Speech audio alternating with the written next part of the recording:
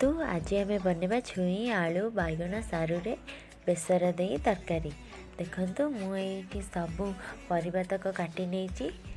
परिबा तक काटी सारा पर कढ़ई गरम करवा। कढ़ई गरम कर तेल पकड़ा। तेल रे लंका पियाज दे भल भाव में भाजवा। टिके हो आसिले तादेहरे लंका गुंड दे टमाटर देदेबा।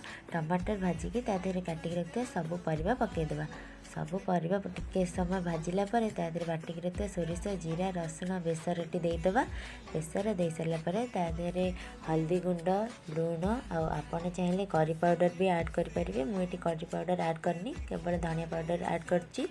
तापर ताको भल भाव में गोले नहीं 2 मिनिट गोले सारा पर ताको सिझापी टिके घोड़े देवा।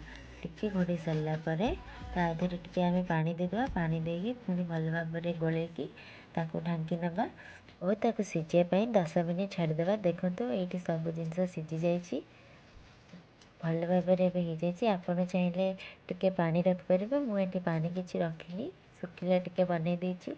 आपड़ चाहिए आपको पखाड़े कि रुटी खाईपारे। Thanks for watching. Subscribe for more.